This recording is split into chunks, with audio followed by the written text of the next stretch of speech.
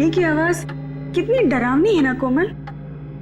हाँ हाँ, मुझे मालूम है तू ऐसा क्यों कह रही है। तेरे दिमाग में ना अभी भी वो हॉस्पिटल की पुरानी कहानियां वो घूम रही है। नहीं, ऐसी कोई बात नहीं है। मैं तो इसलिए ऐसा कह रही हूँ क्योंकि ये अपना फ्लोर कितना सुनसान है ना। सिर्फ 2 मरीज और हम दोनों के अलावा एक स्टाफ वाला और है बस।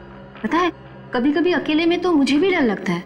ऐसा लगता है जैसे कोई भूत बंगला हो।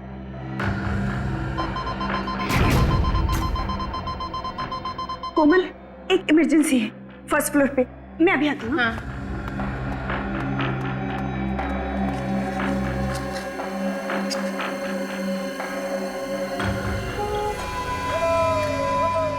ये कैसी आवाज है?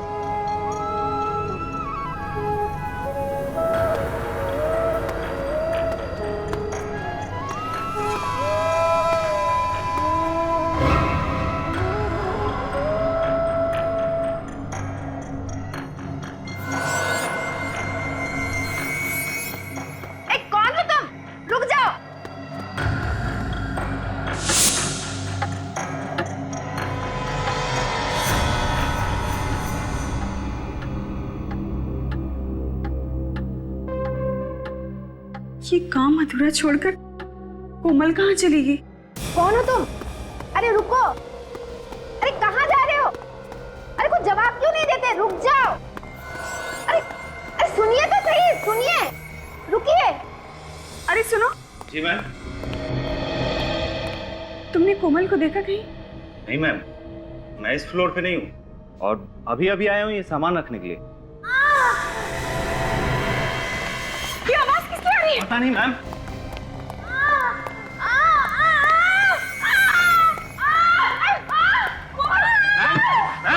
मैम क्या हुआ ma'am? Ma'am ma'am ma'am ma'am क्या हुआ ma'am? Ma'am ma'am ma'am ma'am ma'am क्या हुआ? एक आदमी सफेद सफेद। कौन सफेद? सफेद कपड़ों में। क्या हुआ? मैम मैम इनके कानों से तो खून आ रहा है। जल्दी से इसे चले करो, आईसीयू ले जाना पड़ेगा। जल्दी जल्दी। जी मैम। कोमल, अरे कोमल क्या हुआ बता?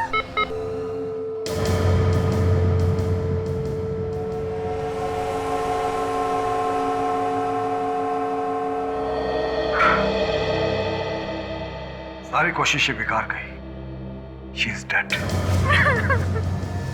ऐसा इसने क्या सुन लिया जिससे इसके कान के पर्दे भी फट गए और ब्रेन हेमरेज भी हो गया।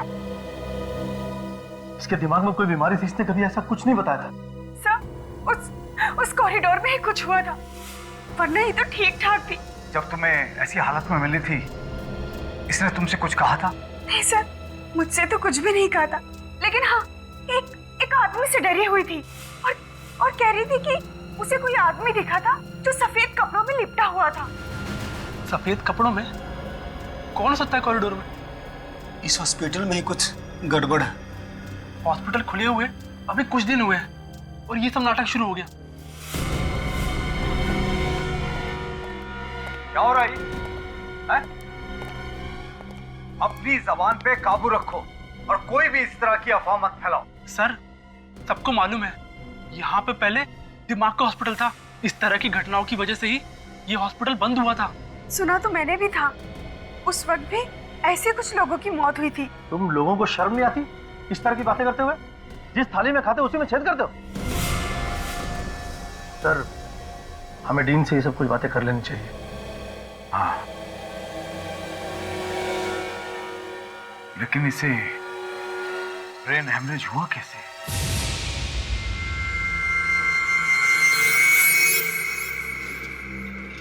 अरे यार श्रवण, ये कॉरिडोर तो ठीक ठाक दिखता है, फिर कोमल मैडम की मौत कैसे हो गई? वो सब बातें मत कर, कोई सुन लेगा।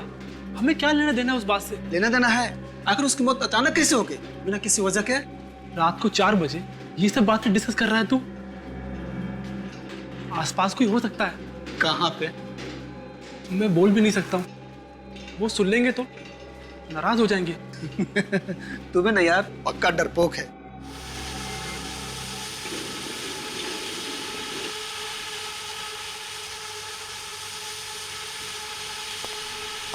ये आवाज कैसी? मैंने कहा ना कोई है यहाँ पर।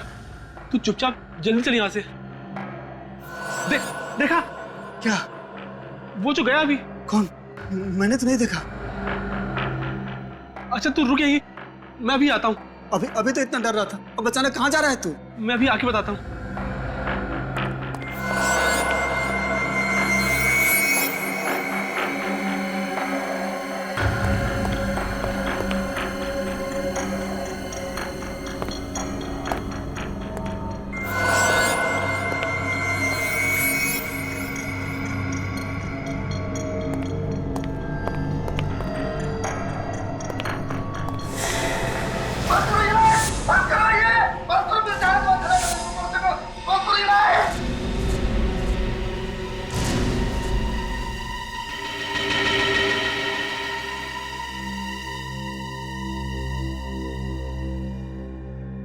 समझ में नहीं आ रहा। श्रवण के कान के पर्दे फट गए और कोमल के भी, और फिर दोनों को ब्रेन हैमरेज हो गया था।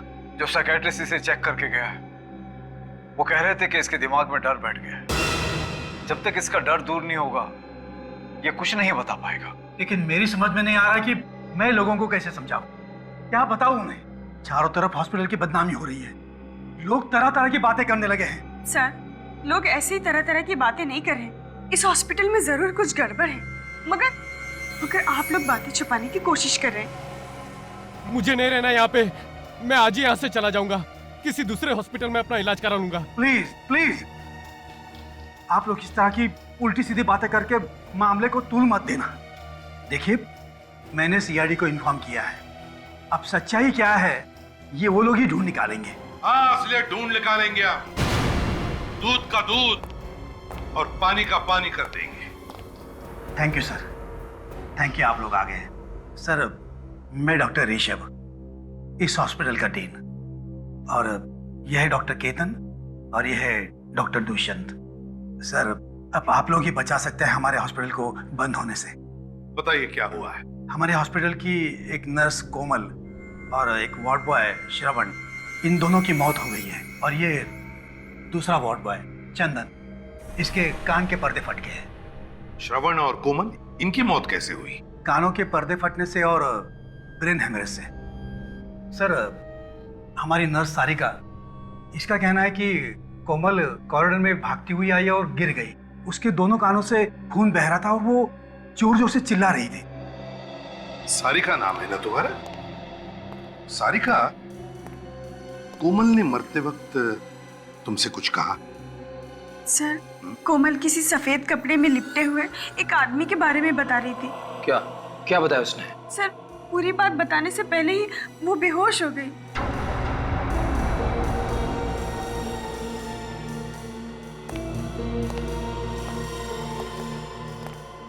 चंदन और श्रवण, क्या इन दोनों के साथ भी वैसा ही हुआ जैसा सारिका बता रही है? जी सर, इन दोनों की मौत भी ठीक वैसी हुई, और वो भी उसी कॉरिडोर में। अच्छा, ये चंदन ने खुद कुछ बताया था? नहीं सर, ये कुछ बोलने की हालत में नहीं है। बोलने की हालत में नहीं है? डॉक्टर साहब। हाँ। चंदन, श्रवण और कोमल, इन तीनों के मेडिकल रिपोर्ट्स और चंदन का ब्लड सैंपल चाहिए हमें। श्योर। और वो कॉरिडोर दिखाइए जहां पर कान के पर्दे फटने से और ब्रेन हेमरेज से दो मौतें हुई हैं। आइए सर। चलिए।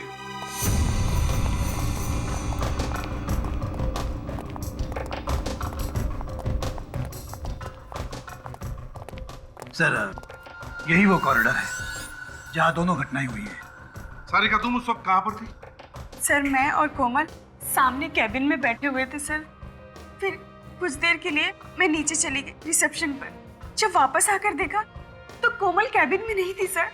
तभी मैंने देखा कि वो वहां से भागती हुई आ रही है और उसके कान से बहुत खून निकल रहा था सर। सर, चंदन और श्रवण दोनों यही बेहोश मिले थे। यही पर, इसी कॉरिडोर? हाँ सर। डॉक्टर ऋषभ, कितने वार्ड्स हैं यहाँ इस कॉरिडोर में? सर, 2 पेशेंट वार्ड्स, एक सप्लाई रूम और एक एग्जामिनेशन रूम। 4 कमरे हैं। विवेक, काजल, इन चारों कमरों को अच्छी तरह से चेक करो और जितने भी उंगलियों के निशान हैं सबके सब उठाओ।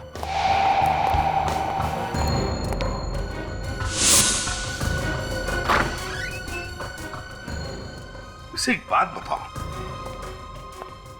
कोमल ने जो सारिका को बताया था उस सफेद कपड़े में लिपटे हुए आदमी के बारे में, क्या तुमने देखा है उसे? नहीं सर, सफेद कपड़ों में ऐसा कोई आदमी नहीं दिखा आज तक, मगर हाँ कभी कभी अजीब सी आवाज जरूर सुनी है। आवाज? जी सर। कैसी आवाज? सर जैसे किसी पाइप में से कोई हवा पास हो रही हो।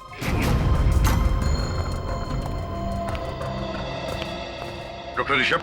Yes sir. आपको हमारे साथ चलना होगा, आपसे कुछ जरूरी सवाल करने हैं।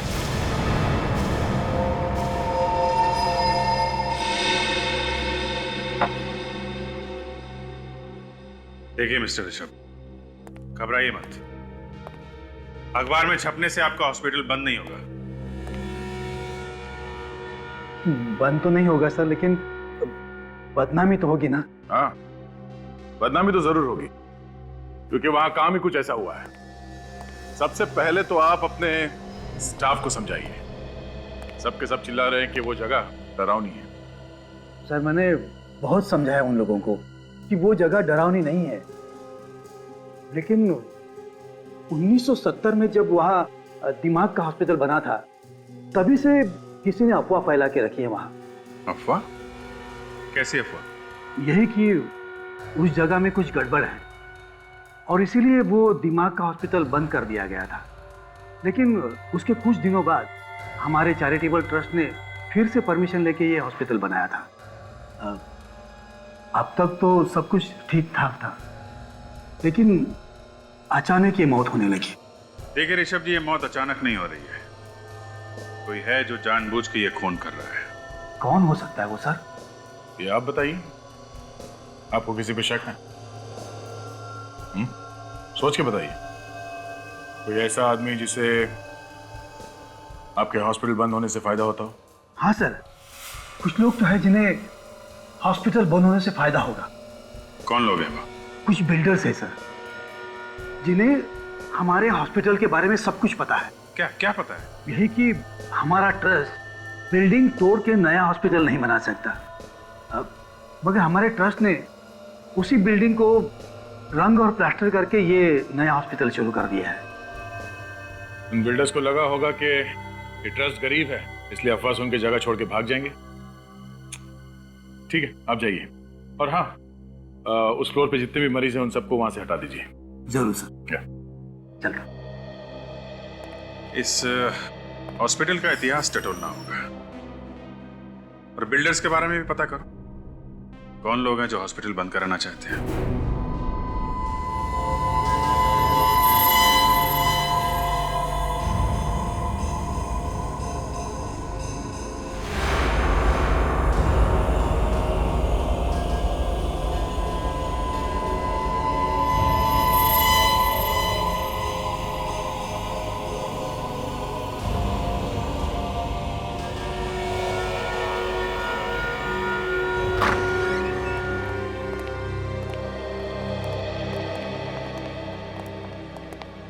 हाँ भैया, क्या हाल है? डिपेंड करता है आप क्या बताने वाले हैं। हाँ, मैं ये सोच रहा हूँ कि आखिर इन दोनों की दिमाग की नस कहाँ फटी और कैसे फटी।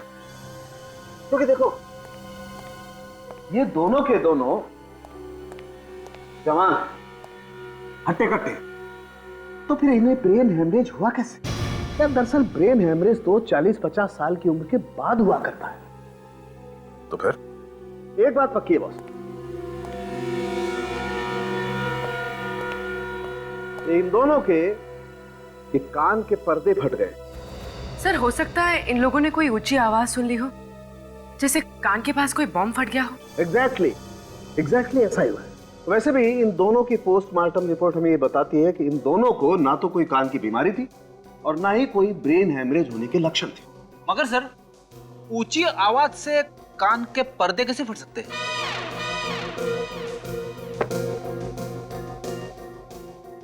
अपना कान यहाँ लाओ, अपना कान मेरे मुंह के पास लाओ। हाँ! जवाब मिल गया क्या? क्या बोला? ये तो गया। अरे क्या बोला? कुछ सुनाई नहीं दे रहा है। दया, ऐसी 4000 मेगाहर्ट्ज की आवाज अगर कान के पास क्रिएट की जाए तो कान के पर्दे फट सकते हैं। चाट बाजार? अबे चाट बाजार नहीं, 4000। फिर वही चाट बाजार। खाने की बातें यहाँ पे क्यों कर रहे हो सर? कहीं की बातें कहीं। आप मजाक कर रहे हो क्या? डॉक्टर साहब, मैंने आपसे कई बार कहा कि फ्रेडी के साथ रिस्क मत लो। हाँ यार, गलती मेरी ही है बस। सर, अगर हॉस्पिटल में इतनी जोर की आवाज हुई है तो और लोगों ने भी सुना होगा, मगर वहां पे तो किसी ने कुछ सुना ही नहीं। अब यार ये तो नहीं पता किसी ने वो आवाज क्यों नहीं सुनी, लेकिन ये बात पक्की है कि इन लोगों के कान के पर्दे इतनी ऊंची आवाज की वजह से ही फटे। और ब्रेन हैमरेज? ब्रेन हैमरेज कैसे हुआ सर? पूर्वी, इन दोनों का ब्रेन हैमरेज भी वही हाई फ्रीक्वेंसी साउंड की वजह से हुआ है। मैं बताता हूं, आओ। मैंने बताया, जिस ऊंची आवाज की वजह से इनके कान के पर्दे फटे हैं, उसी ऊंची आवाज की वजह से इनके दिमाग में एक किस्म का केमिकल रिएक्शन हुआ, जिसकी वजह से इन दोनों के दिमाग की नसें फट गई और इन दोनों का ब्रेन हैमरेज हो गया। मगर सर, वो दूसरा वार्ड बॉय चंदन, उसे ब्रेन हैमरेज क्यों नहीं हुआ? उसके तो सिर्फ कानों के पर्दे फटे हैं। ये भी पता चल जाएगा। जैसे ही उसकी ब्लड रिपोर्ट आएगी ये पता चल जाएगा। और वो जो उंगलियों के निशान मिले थे डॉक्टर तारिका हॉस्पिटल वार्ड के दरवाजे के ऊपर से, उसमें कोमल या श्रवण की उंगलियों के निशान मिले? नहीं, अभी तक तो नहीं मिले। मैं एक निशान से मैच करके देख रही हूँ।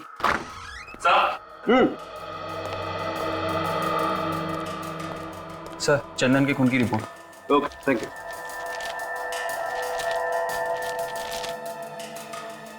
ओह माय गॉड, क्या हुआ सर? अरे यार, चंदन के खून में तो ऐसी ड्रग मिली है जो उसे ठीक होने ही नहीं देगी। इस चंदन को तो गलत दवाई दी जा रही है बॉस। ये दवाई हॉस्पिटल में दे रहा होगा कोई। फिर दवाइयां बंद करनी होगी, वरना वो कभी हमें सच्चाई नहीं बता पाएगा। छोड़ दो मुझे, जाने दो, छोड़ दो मुझे, छोड़ दो मुझे, जाने दो, छोड़ दो, छोड़ दो। ममता, इसे नींद का इंजेक्शन दो जल्दी। छोड़ दो मुझे, छोड़ दो मुझे, छोड़ दो मुझे, छोड़ दो मुझे, छोड़ दो मुझे, छोड़ दो मुझे, छोड़।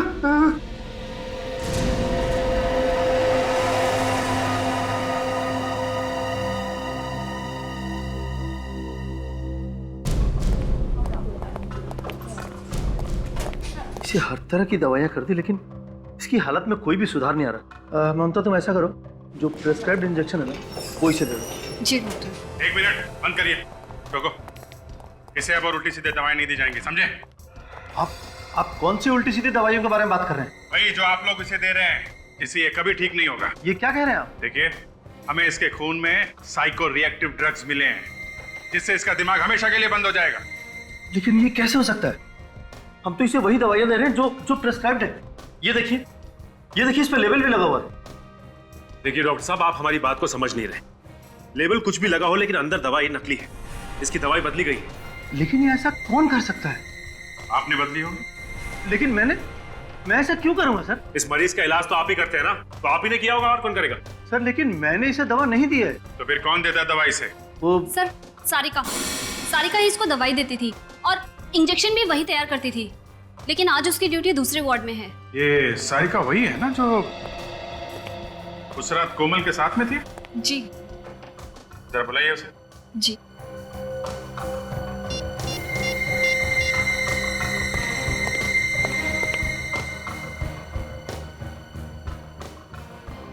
सर, वो फोन नहीं उठा रही है। सर, कहीं वो भाग तो नहीं गई? सारिका मैडम से क्या हो गया? सारिका मैडम, क्या हुआ? सारिका मैडम। ओह नो, देखो जरा। ये तो मर चुकी है। ओह, ये हथेली देखो, लगता है जहरीली पिन मारी गई है और नीला पड़ गया आसपास। काजल, अच्छी तरीके से बॉडी चेक करो।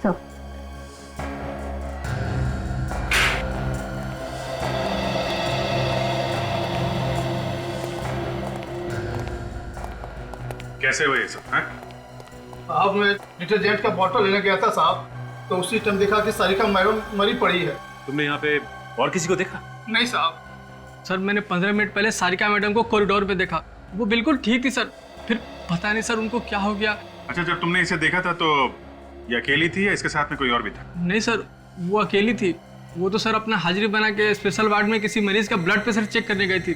मैंने भी उससे नई दवाइयों की फाइल के बारे में पूछा था, तब तक तो वो सही थी। फिर कौन मार गया उसे? सारिका खूनी को जानती थी। ऐसा ही लगता है। और खूनी को लगा हुआ कि हम इस सारिका तक पहुंचने वाले हैं, इसलिए उसने सारिका का खून कर दिया। इस सारिका तो सिर्फ एक मोहरा थी अभिजीत।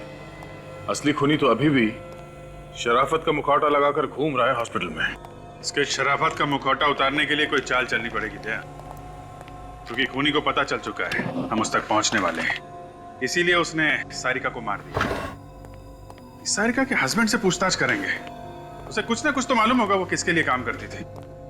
मगर वो भाग गया, कभी ना कभी तो वापस आएगा ना। सर इस हॉस्पिटल का ब्लूप्रिंट मिल गया है सर, और ये फाइल है सर, इसमें उस हॉस्पिटल की पूरी जानकारी है सर। और सर ये वो नक्शा है जब वहाँ पे दिमाग का हॉस्पिटल था सर, और ये वाला अभी का है, अभी के चैरिटेबल हॉस्पिटल का सर। ये दिमाग का हॉस्पिटल बना 1970 में और बंद हुआ 1990 में। जी, इस दोनों नक्शे में कुछ ज्यादा फर्क नहीं है, बिल्कुल एक ही जैसे हैं। ये बिल्डिंग बनाया गया, बस ये कुछ ब्लॉक्स बनाए गए नहीं, बाकी तो वैसे ही है। डीन भी यही कह रहा था। इस नक्शे को देखकर लगता नहीं है कि इसमें कोई ऐसा कमरा है जहां से 4000 हर्ट्ज के आवाज निकलती होगी। कमरा तो बना है दया, वो भी काफी सोच समझ के, क्योंकि उन लोगों को मालूम था कि बिल्डिंग के बनावट के साथ छेड़छाड़ करेंगे तो बिल्डिंग गिर जाएगी। पर सर उस कमरे के बारे में पता चलेगा कैसे? उन उंगलियों के निशान से पता चलेगा जो दरवाजे पे से उठा के लाए गए हैं।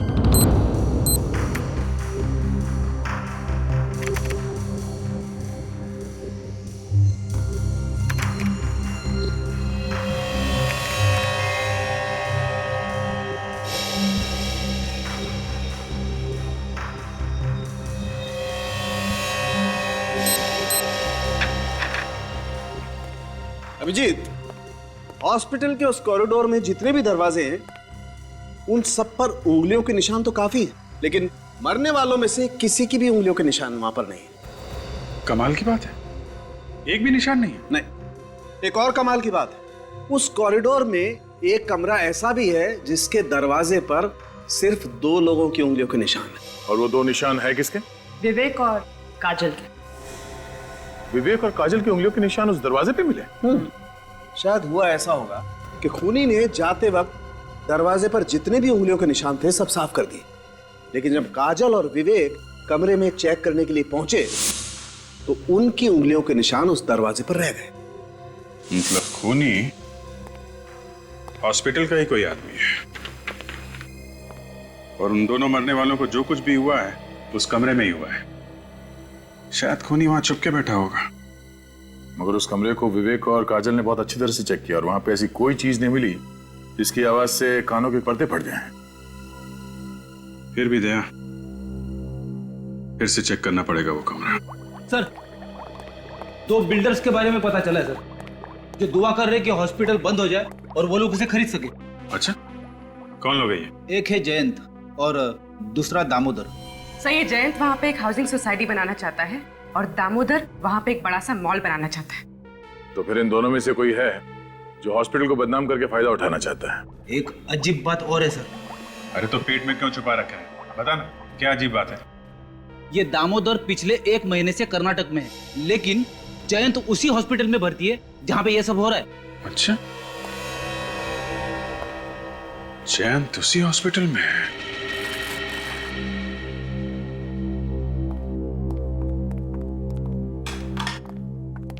कैसे हैं मिस्टर जैन?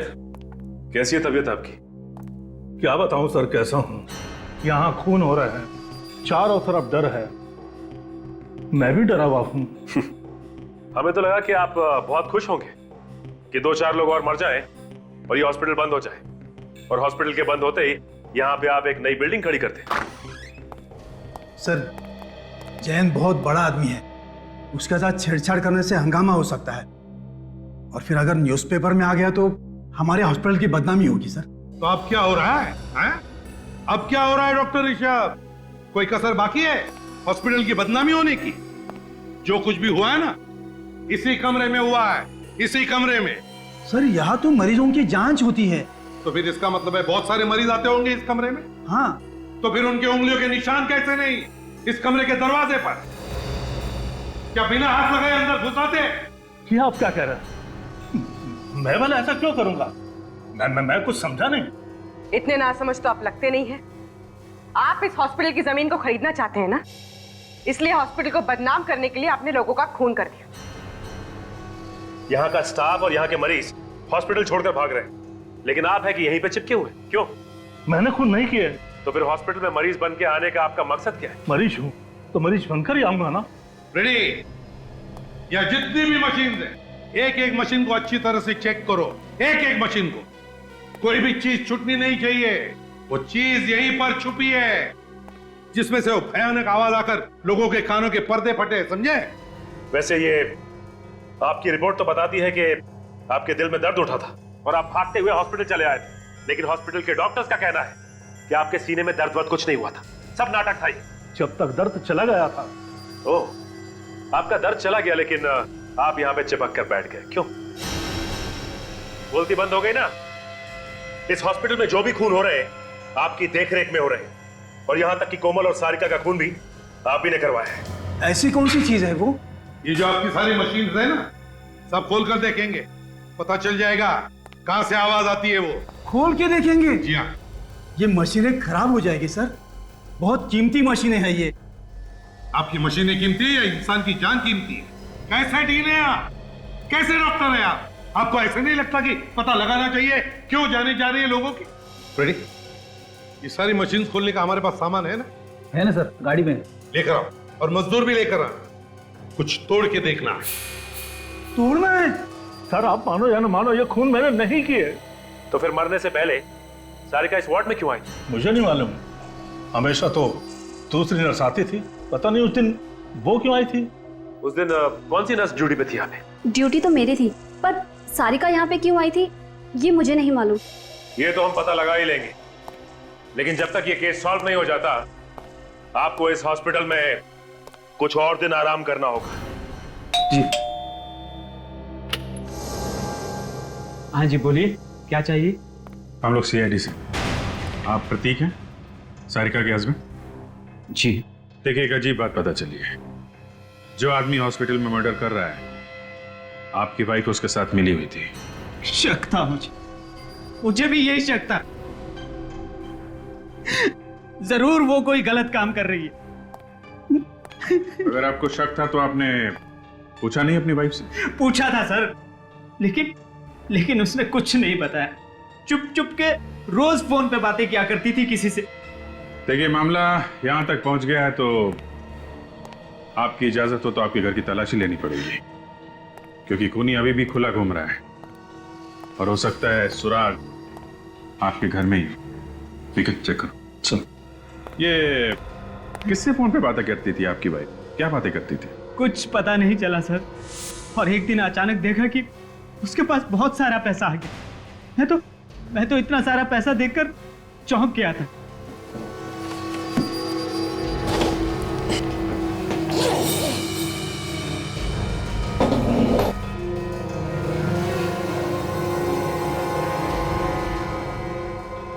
सर, तो म्यूजिकल इंस्ट्रूमेंट ये बजाते हैं? ये कहां से आई? अच्छा, आपके घर में मिला और आपको मालूम नहीं? कहां से आई?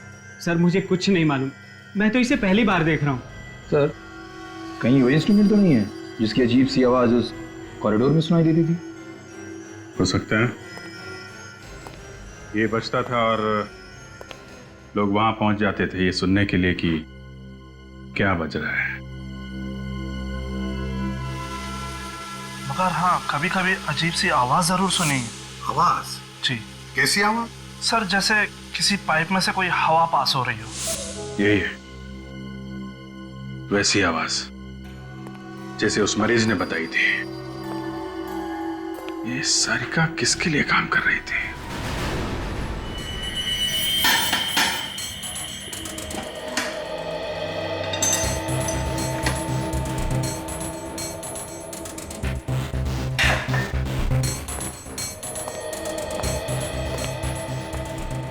सर, इस आदमी को पता भी नहीं कि क्या करना है, फिर भी इसने सारी मशीनें खोल के रखी है। ये आदमी ट्रेन है क्या? ट्रेंड नहीं हूं, लेकिन गधा भी नहीं हूं, समझे? सर हम लोग जैन से मिलके आ रहे हैं। उसे देख के लगता नहीं कि उसे कोई बीमारी मारी है सर। अच्छा, और तो और सारिका ने मरने से पहले आखिरी बार जैन से ही बात की। और सर सारिका की ड्यूटी भी नहीं थी उस वक्त उस वार्ड में। तो बताइए डॉक्टर ऋषभ, इकट्ठा कट्ठा आदमी जयंत आपके हॉस्पिटल में मरीज बनकर लेटता है और आपकी हॉस्पिटल की नर्स सारिका उससे मिलने के बाद मर जाती है। कैसे? मालूम नहीं सर। और सारिका, बताइए सारिका वहां पर गई क्यों उस वार्ड में जब उसकी ड्यूटी नहीं थी? मुझे मालूम नहीं सर। अरे इसके अलावा कोई जवाब है क्या नहीं आपके पास?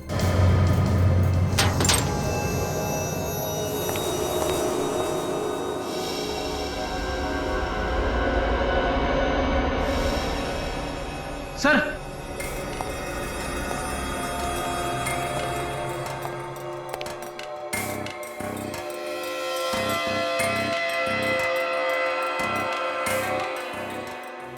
सोनिक वेपन, आवाज का हथियार।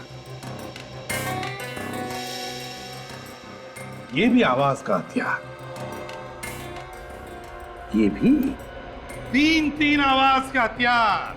कौन से हथियार सर? कौन से हथियार? ये वही हथियार है जिसमें से वो भयानक आवाज निकलने की वजह से चंदन, कोमल और श्रवण के कान के पर्दे फट गए। ये तीनों डिवाइसेस इस मशीन के अंदर कैसे पहुंचे? यही तो हम भी पूछना चाहते हैं आपसे डॉक्टर ऋषभ, कि तीनों के तीनों आवाज के हथियार इतने बड़े मशीन के अंदर कहां से आए? बताइए कहां से आए, बताइए। सर, ये देखिए सर, ये वायरिंग इस कमरे से होके उस कमरे की तरफ जा रही है। लेकिन सर वो आवाज इतनी जोर से हुई कि उन तीनों के कान के पर्दे फट गए, तो फिर वो आवाज हमें क्यों सुनाई नहीं दी? आपको क्यों नहीं सुनाई पड़ी? सचिन, बाहर मजदूर आए होंगे, बुलाओ उन्हें अंदर।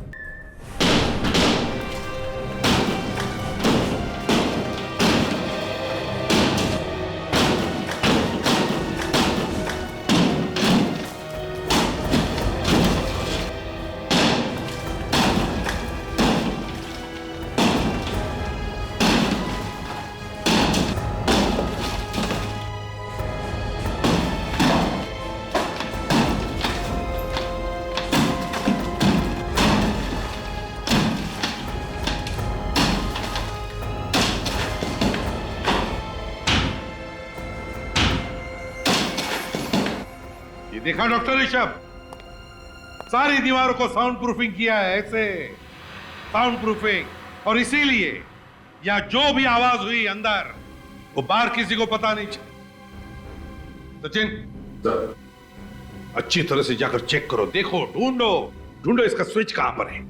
हाँ, फ्रेडी, बंद करो अभी।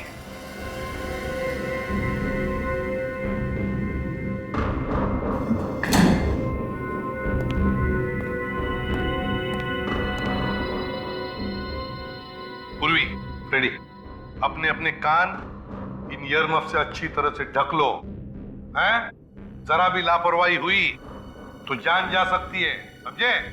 हाँ हाँ सर। Freddy, Freddy. सर, जरा सी भी आवाज सुनाई नहीं दे रही है। Very good, excellent.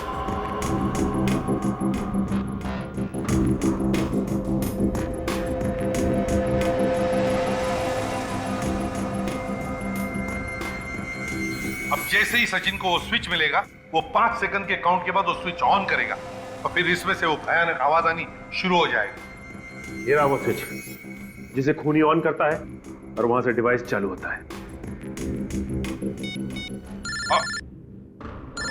Sir, Sachin sir को स्विच मिल गया। स्विच मिल गया, कान बंद करो जल्दी। 1 2 3 4 5।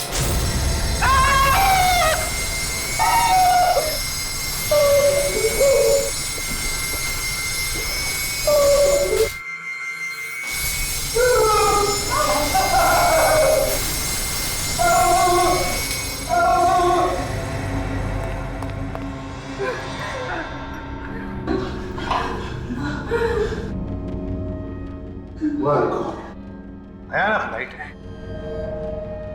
मेरा तो सिर अब भी घूम रहा है। सर मेरे कान गूंज रहे। क्या आप लोग ठीक में हैं? कुछ हुआ तो नहीं?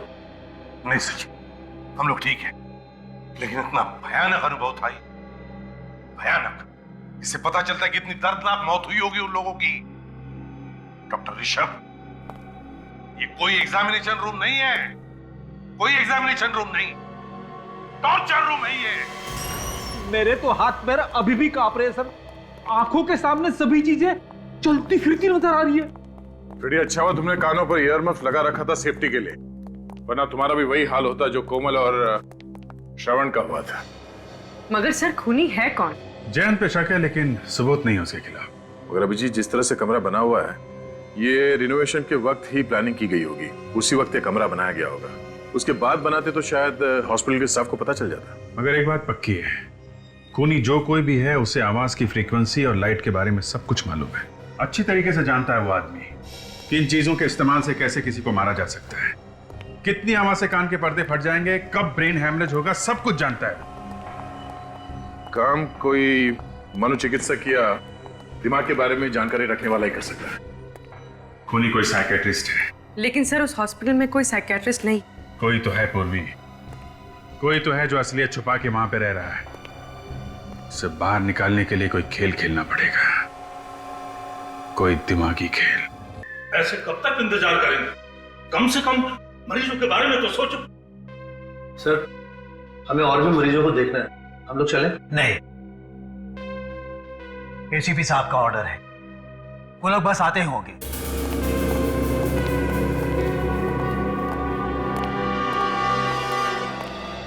सर, पता चला कि खूनी कौन है?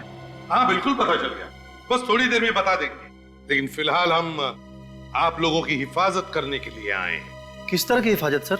आप लोगों पर जिस तरह से हमले हो रहे हैं, उन हमलों से आपकी हिफाजत। सर, ऐसा हो सकता है, इन हमलों से बच सकते हैं हम लोग? क्यों नहीं बच सकते? आप लोगों के कान के पर्दे फटना, ब्रेन हेमरेज होना, इन सभी हमलों से आप बच सकते हैं, क्योंकि हमारे फोरेंसिक सर्जन डॉक्टर साळुंखे इन्होंने एक स्पेशल इंजेक्शन बनवाया है उसके लिए। कहीं हम लोग और भी बीमार तो नहीं हो जाएंगे इस इंजेक्शन से? जी नहीं, आप लोग बिल्कुल मत घबराइए। बहुत सारे टेस्ट करने के बाद ये इंजेक्शन बनाया गया है। मैंने अपने ऊपर भी टेस्ट किया इस इंजेक्शन को, बिल्कुल चिंता मत कीजिए, कोई प्रॉब्लम नहीं होगी। डॉक्टर साळुंखे, बताएंगे कि इस इंजेक्शन में कौन सी दवाई है? I mean, फॉर्मूला क्या है? आप लोगों में से कोई दिमाग का डॉक्टर होगा तो पहचान सकता है फार्मूला क्या है। फिर भी सर, आप बताइए तो सही। सोडियम पेंटाथॉल सीरम है इसका नाम। लाओ, आ दो। क्या कर रहे हैं आप? क्या हो गया डॉक्टर दुष्यंत? आपने अपना हाथ पीछे क्यों खींच लिया? कुछ परेशानी है क्या आपको? नहीं, कोई परेशानी नहीं है, लेकिन ये समझ में आ गया है कि आप लोग क्या करने जा रहे हैं। अरे वाह, क्या बात, बड़े होशियार हैं आप डॉक्टर दुष्यंत। हैं? तो फिर बताइए क्या करने वाले हैं हम? आप लोग हम सबको बेवकूफ बना रहे हैं, क्योंकि सोडियम पेंटाथॉल मानसिक रोग दूर नहीं करता है, बल्कि सच्चाई उगलवाने की दवा है जो कि अपराधियों को दी जाती है। डॉक्टर दुष्यंत, ये सब आप कैसे जानते हैं? वो डॉक्टर दुष्यंत तो और भी बहुत कुछ जानते हैं, है ना डॉक्टर दुष्यंत? ENT स्पेशलिस्ट, कान नाक और गले के स्पेशलिस्ट। वैसे आप मत घबराइए, इसमें सिर्फ ग्लूकोज का पानी है, हाँ डॉक्टर दुष्यंत, तुम्हारी सच्चाई जानने के लिए किया हुआ ये ड्रामा है, समझे? बोलिए क्या बोलना है?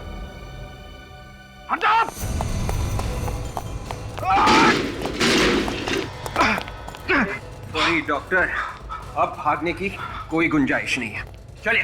क्यों डॉक्टर दुष्यंत, है? क्या हुआ? थक गए? आप कर? क्यों?